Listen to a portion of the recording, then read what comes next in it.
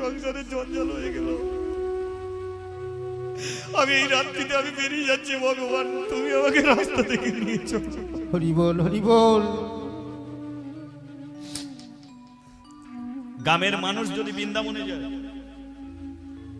যদি আপনি কানে শোনেন যে ওই মানুষটা বৃন্দাবনে যাচ্ছে, আপনি 2 টাকা 5 টাকা 10 টাকা তার হাতে দিয়ে দেবেন।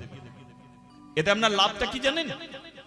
এদের লাভটা হলো আপনার, উনি যখন ভগবান বৃন্দাবনে গিয়ে যখন ভগবানের সেবা দেবে, আপনার 10 টাকা যখন ভগবানের সেবায় যাবে, তাহলে উনি বৃন্দাবনে 20,000 টাকা খরচ করে ভগবানের কৃপা পাবে। আর আপনি ঘরে বসে 10 টাকা দিয়েছেন, সেও ভগবানের সেবায় যাবে। আপনি ঘরে বসে আপনি ভগবানের কৃপা পাবেন। তাই যে কোনো তীর্থযাত্রীকে পয়সা দিতে হয়। কীর্তন শুনলে সোনার দক্ষিণা দিতে হয়। আমি চাই না আপনারা আমাকে 2 টাকা 5 টাকা 10 টাকা দিন, এটা আমি চাই না, কিন্তু এটা দিতে হয়। বৈষ্ণব সেবা দিলে বৈষ্ণবকে দক্ষিণা দিতে হয়। কীর্তন শুনলে কীর্তনিয়াদের দক্ষিণা দিতে হয়।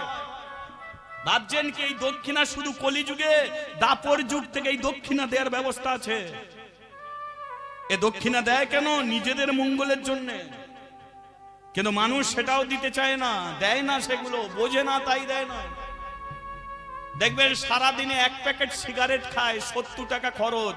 বলুন তো, 70 টাকার সিগারেট খাচ্ছে প্রতিদিন, সিগারেট খায় না সিগারেটের ধোঁ খায়?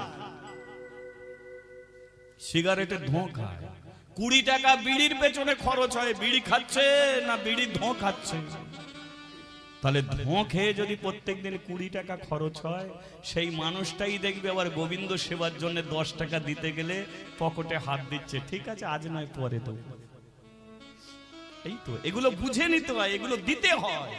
না দিলে আপনার জীবনে চলার রাস্তাটা আপনি খুঁজে পাবেন না। তাছাড়া একটা কথা বলে দিচ্ছি শুনুন, কোনো দিন যদি আপনারা বৃন্দাবনে যান, কারো কাছ থেকে জীবনে কিছু চাইবেন না। 1 কাপড়ে আপনি চলে যাবেন বৃন্দাবনে, 1 কাপড়ে। আপনি কি ভাবছেন খেতে পাবেন না, পড়তে পারবেন না? বিশ্বাস রাখুন ভগবানের প্রতি। আচ্ছা বলুন তো, মেয়েরা যখন বাপের বাড়ি যায়, মেয়েরা যখন বাপের বাড়িতে যায়, তখন কি বাবা কি খাবে সেই জন্য বাপের বাড়িতে কি শ্বশুর বাড়ি থেকে বেঁধে নিয়ে যায়? যে বাবা কি খাবে একটু বেঁধে বুঁধে নিয়ে যায়, নিয়ে যায় কি? কিন্তু বাবা মা যখন মেয়ের বাড়িতে আসে,